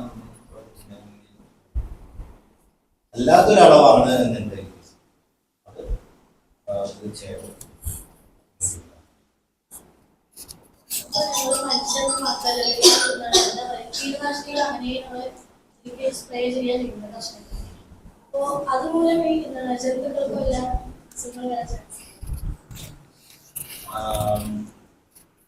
ജന്തുക്കളെ സംബന്ധിച്ചിടത്തോളം അവര് അധികവും പറയുന്നത് അവരുടെ ഭക്ഷണം എന്ന് പറയുന്നത് ഈ ബീഡ്സ് ആണ്. അപ്പോൾ ഈ ബീഡ്സിന് വേണ്ടി നമ്മൾ ഡിസ്ട്രാക്ട് ചെയ്യാൻ വേണ്ടി കൊടുക്കുന്ന പോയിസൺസ് എന്ന് പറയുന്നത് പൊതുവെ ലൈറ്റ് ആയിട്ടുള്ള പോയിസൺസ്. അതിന്റെ മെജോറിറ്റി അതിന്റെ കണ്ടൻസ് എൻ്റെ ഒരു ഗ്രാഹ്യം വെച്ചിട്ട് അത് ഈ പ്ലാന്റ് ഹോർമോൺസിൽ നിന്ന് വരുന്ന സാധനങ്ങളാണ്. അപ്പോൾ ലൈറ്റർ വേർഷൻസ് ആണ് അതിന് വേണ്ടിയിട്ട് അത് യൂസ് ചെയ്യുന്നത്. അപ്പോൾ അത് വലിയ എഫക്റ്റ് ഉണ്ടാക്കില്ല എന്നുള്ളതാണ് ഒരു കാരണം. എന്നാൽ അതിന്റെ ഹയർ വേർഷൻസ് ഉണ്ട്. ഇതിന്റെ ഈ പറഞ്ഞതല്ലാതെ അതിന്റെ ഒരു ഓപ്പോസിറ്റ് സൈഡും പിന്നെ കൂടുതൽ വലിയ കെമിക്കൽസ് യൂസ് ചെയ്ത സാധനങ്ങൾ, അങ്ങനെയുള്ള സാധനങ്ങൾ കഴിച്ചു കഴിഞ്ഞാൽ ഇത് ഈ പറയുന്ന മൃഗങ്ങളിലേക്ക് ബാധിക്കും. ഈ മൃഗങ്ങളുടെ എക്സ്പീഷൻസിലൊക്കെ ഉണ്ടാവാം. പറഞ്ഞതുപോലെ ഈവൻ അവരുടെ ബൈ പ്രൊഡക്ട്സ് യൂസ് ചെയ്യുന്നതിനകത്തും ചിലപ്പോൾ ഒന്ന് കൂടാഴികയില്ല. ഉണ്ട് എന്ന് തറപ്പിച്ച് പറയല്ല, ഒന്ന് കൂടാഴികയില്ല. എൻഡോസൾഫാനിലെ സ്റ്റഡീസിൽ നോക്കുകയാണെങ്കിൽ ഈ ആനിമൽസിൽ കൂടുതലും സ്റ്റെറിലിറ്റി, റീപ്രൊഡക്റ്റീവ് ഇഷ്യൂസ് ഒക്കെ കാണാൻ അല്ലേ, അതൊക്കെ ഉണ്ടായിട്ടുണ്ട്. അത് റിപ്പോർട്ട് ചെയ്തിട്ടുണ്ട് എൻഡോസൾഫാൻ. ചെറിയ ജീവികളില്ലേ, ഇത് നമ്മൾ ഏറ്റവും ചെറിയ ജീവിക്കുള്ള ലോ ഡോസ് ആണല്ലോ അതില്ല. അപ്പൊ ഈ ബട്ടർഫ്ലൈയും ബീ ഒക്കെ പോലെ നമുക്ക് പോളിനേഷന് ഹെൽപ്പ് ചെയ്യുന്ന ജീവികളും കൂടി നശിച്ചു പോകുന്ന പറയുന്നത്. അതുകൊണ്ട് അവർക്ക് ഇപ്പൊ ന്യൂവർ കെമിക്കൽസ് ഉണ്ട് എന്ന് പറയുന്നു. മറ്റേതെല്ലാം ഭയങ്കര ബ്രോഡ് സ്പെക്ട്രം ആണ്, എല്ലാത്തിനെയും കൊല്ലാന്നുള്ളത്. ന്യൂവർ കെമിക്കൽസ് അവർ പറയുന്നത് ഇപ്പൊ വെണ്ടയിലെ പുഴുവിനെയാണെങ്കിൽ അതിനെ കൊല്ലാനുള്ള, അതിലേതെങ്കിലും ഒരു മെറ്റബോളിക് പാത്ത് ഇൻഹിബിറ്റ് ചെയ്ത് അതിനെ കൊല്ലാനുള്ള മരുന്ന് എന്നുള്ള പോലെ അങ്ങനത്തെ ടാർഗറ്റഡ് ആയിട്ടുള്ളതാകുമ്പോ മറ്റേതിന് അത്ര ഇല്ല. അതായത് ഇൻസെക്റ്റുകളിലെ എൻവയൺമെന്റിന് പ്രോബ്ലം ഉണ്ട് ഉറപ്പായിട്ട്. ഹ്യൂമൺ പിന്നെ അത് ഇപ്പൊ സാറൊക്കെ പറഞ്ഞ പോലെ പോയിസണിങ് അത് കഴിച്ചു കഴിഞ്ഞാൽ നമുക്ക് പ്രോബ്ലം ആണ്. പക്ഷെ ഇത്രയും ചെറിയ അളവിൽ കറക്റ്റായി ചെയ്യുകയാണെങ്കിൽ നമ്മൾ പറയുന്നത്ര പ്രോബ്ലംസ് ഉണ്ടാവണമെന്നില്ല.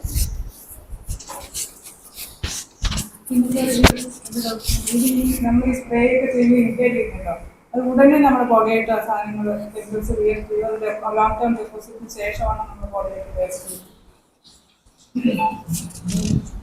നമ്മളിപ്പോൾ സ്പ്രേ ഒക്കെ ചെയ്യുമ്പോൾ ഇൻഹേൽ ചെയ്യുന്നുണ്ടല്ലോ ഈ മരുന്നുകളൊക്കെ ഇൻഹലേഷൻ നടക്കുമ്പോൾ അപ്പം തന്നെ നമ്മുടെ ബോഡിയായിട്ടൊക്കെ റിയാക്ട് ചെയ്യുക അത് ലോങ് ടേം നമ്മുടെ ബോഡിയിൽ ഡെപ്പോസിറ്റ് ആയിട്ട് പിന്നീട് ചെയ്ത് കഴിഞ്ഞിട്ടാണ് അത് അത് രണ്ട് രീതിയിൽ നടക്കാം. ഇപ്പൊ ചിലത് വളരെ ചെറിയ പാർട്ടിക്കിൾ സൈസ് ഒക്കെ കുറഞ്ഞ സാധനമാണ്. ചിലപ്പോൾ ഡ്രോപ്ലെറ്റ് ആയിട്ട് പോകണമെന്നുണ്ടാവും, ചിലപ്പോൾ അതിന് താഴെ പാർട്ടിക്കിൾ സൈസ് ആയിട്ട് വരുന്ന സാധനമാണ്.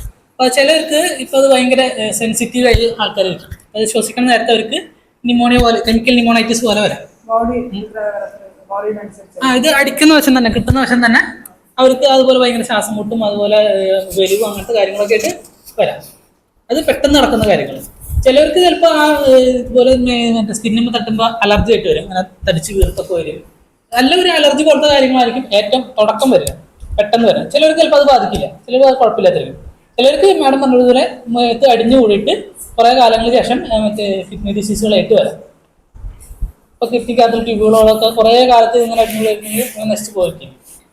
അത് ഒരു ലോങ് എക്സ്പോഷർ, കുറേ കാലത്തെ എക്സ്പോഷറിന് ശേഷമായിരിക്കും കിഡ്നിക്ക് തരാറ് വരിക, ലിവറിന് തരാറ് വരിക, അങ്ങനത്തെ കാര്യങ്ങളൊക്കെ വരുന്നത്. അതാണ്. അതുപോലെ തന്നെ ഞരമ്പിൻ്റെ കാര്യം പറഞ്ഞ പോലെ ഇതാണ്. അത് കുറച്ച് കാലം അവിടെ എടുക്കുമ്പോഴാണ് അവിടുത്തെ ഈ കോശങ്ങളൊക്കെ നശിച്ചിട്ട് ഈ ഞരമ്പിന് ക്ഷതമരലും ഈ തരിപ്പുകളൊക്കെ വരുന്നത് അങ്ങനെയായിട്ട് വരാം. രണ്ട് രീതിയിലും ഇത് വരാം. അത് നമ്മുടെ ബോഡി എങ്ങനെ ഈ ഓരോ പാർട്ടിക്കിളുമായിട്ട് റിയാക്ട് ചെയ്യണമെന്നനുസരിച്ചിരിക്കും. അത് ഓരോ വ്യക്തിക്ക് ഓരോ പോലെ എല്ലാവർക്കും ഒരുപോലെ പറയാം.